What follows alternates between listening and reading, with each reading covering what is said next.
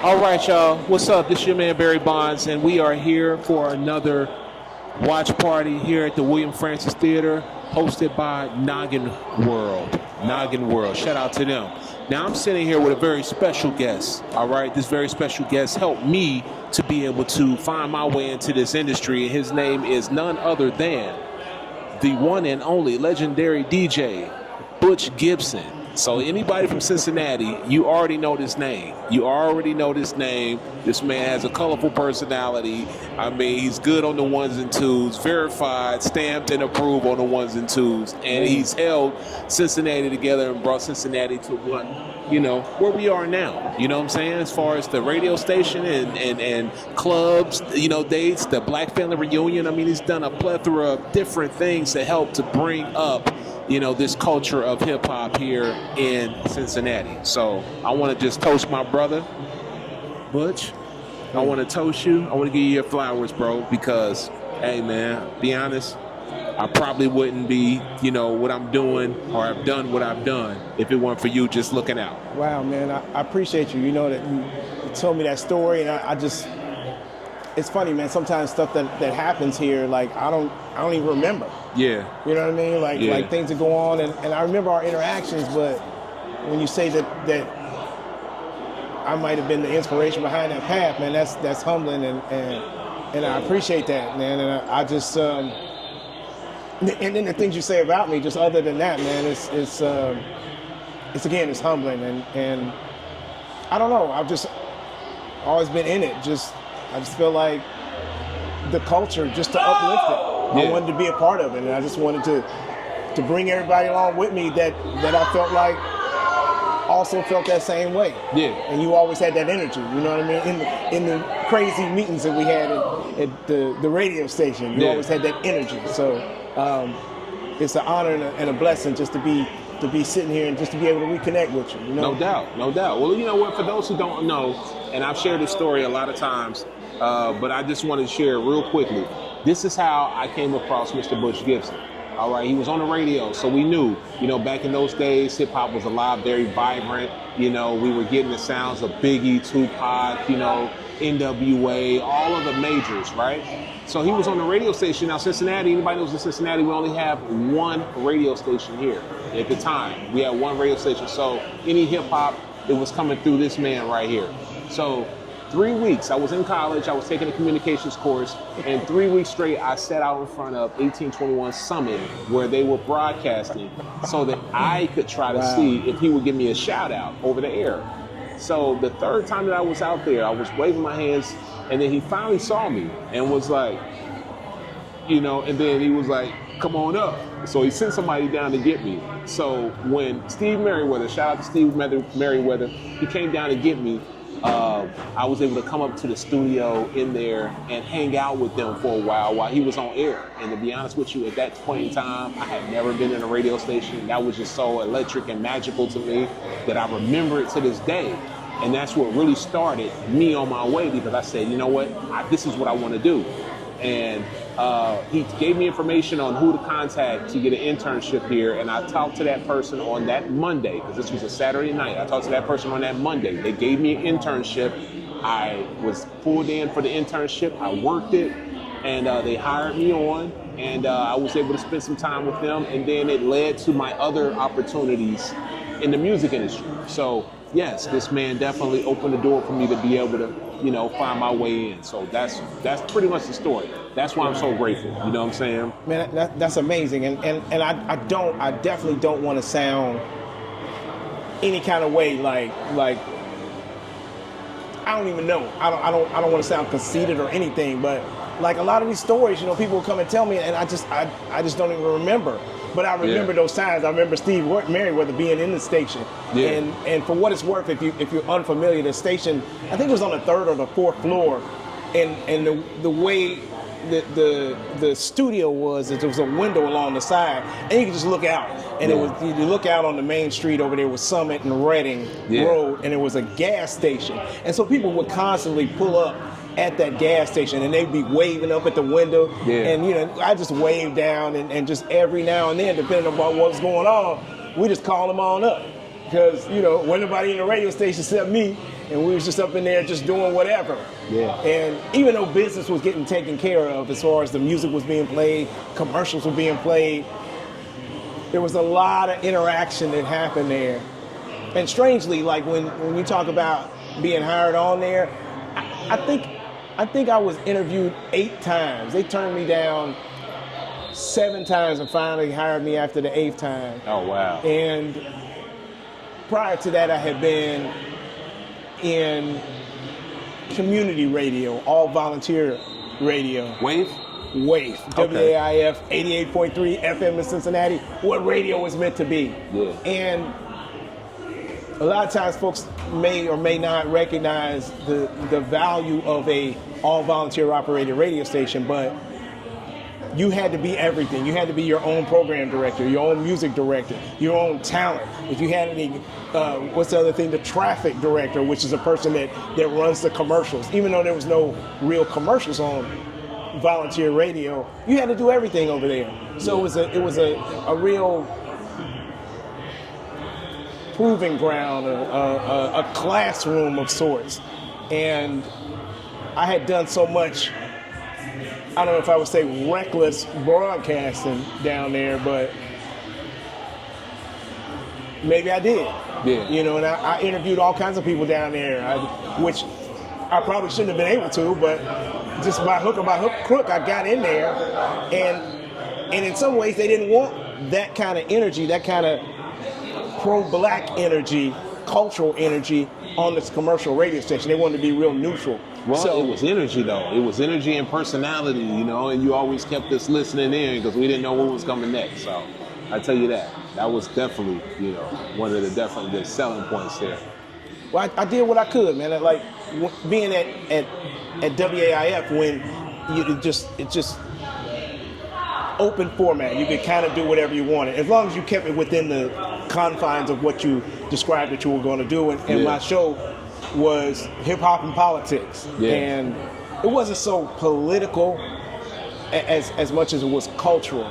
But that and being part of the Black Family Reunion, the Midwestern Regional Black Family Reunion celebration, put on by the National Council of Negro Women. Yeah, those two things really helped me just kind of grow culturally in the community. And then taking that to the radio station where I'm waving people in. Yeah. That's a whole different vibe. Who they? Exactly. Now let me ask you, lately, there's been a lot of talk, especially here in Cincinnati, and I try to keep this, regionally centric as far as Cincinnati and local surrounding areas. But a lot of artists have been confused as far as where and how to be able to get their music to DJs for them to play it. Like, would you like to touch on that just for a second? Because most definitely. That needs to be an education. And I will say, one of the things I've been saying lately is the world that I grew up in doesn't exist anymore. And we had no social media. Right. And when and if you wanted to get some kind of music, back when I started DJing, you had to get it from the record store. Right. If you had no affiliation with any kind of label or radio station, you wanted that hot record, you had to go to the record store to get it. Yeah. And if there was local talent in the record store, in those aisles, that's how you got it. You pick. They might even have a section that says local music, and that's where you pull from. Yeah. After that, if you had any kind of affiliation with a radio station, labels and distributors would send music to you. So when I was DJing, the music would just come either to the station or to my house. That's how I had access to it. Right. And if there wasn't,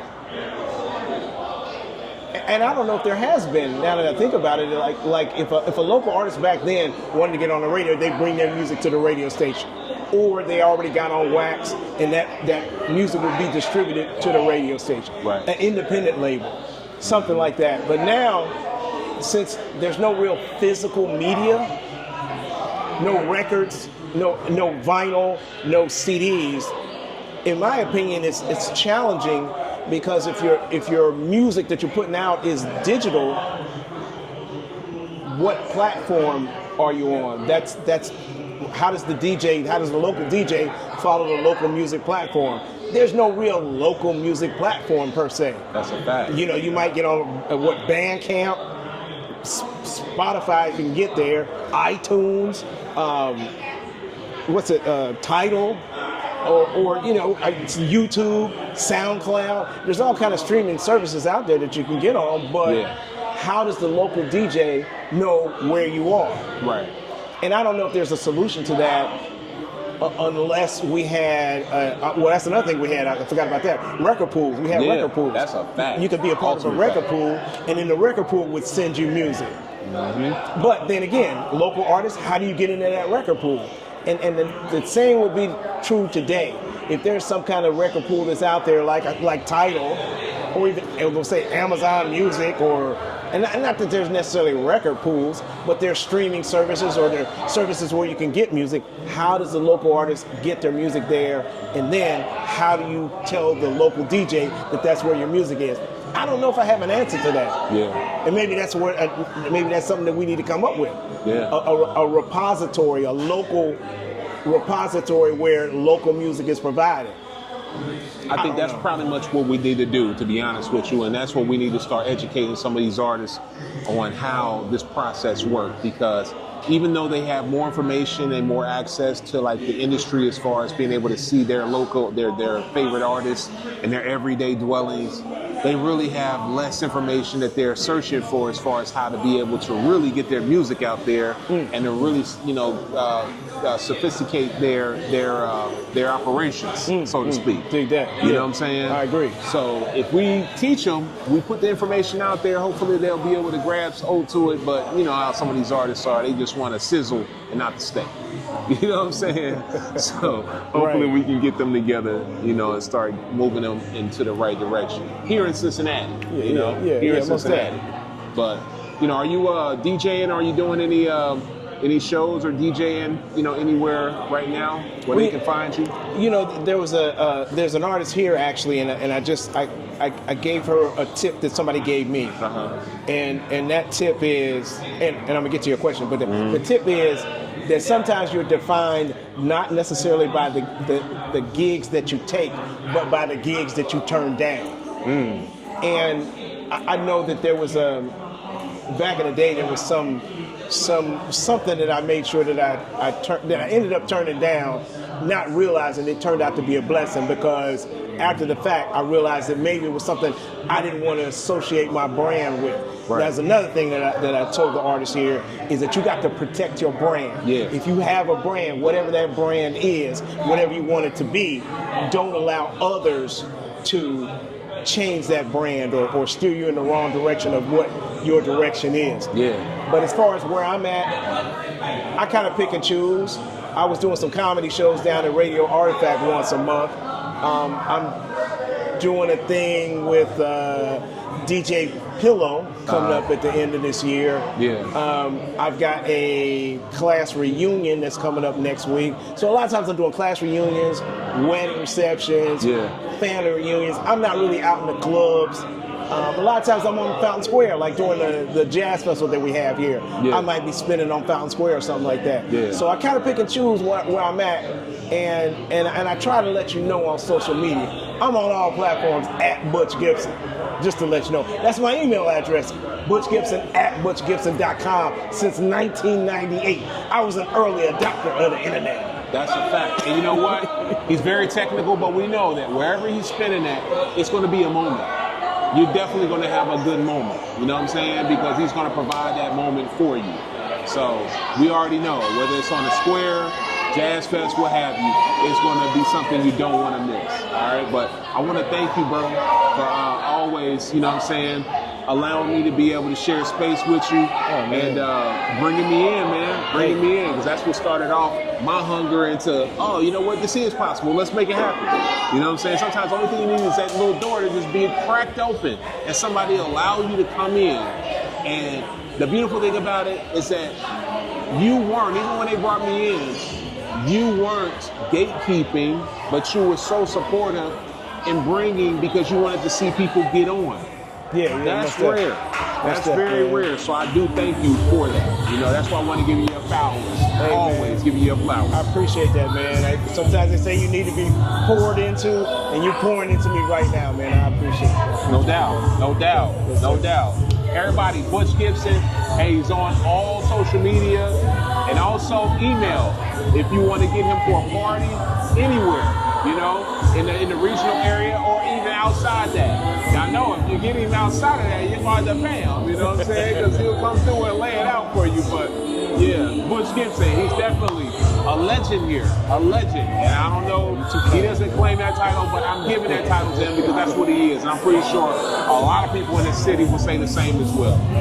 I appreciate you, brother. All right, y'all, we got a couple of more that'll be coming up, and you know, we'll get back to it. Peace. One shot for my nigga, Big Curry.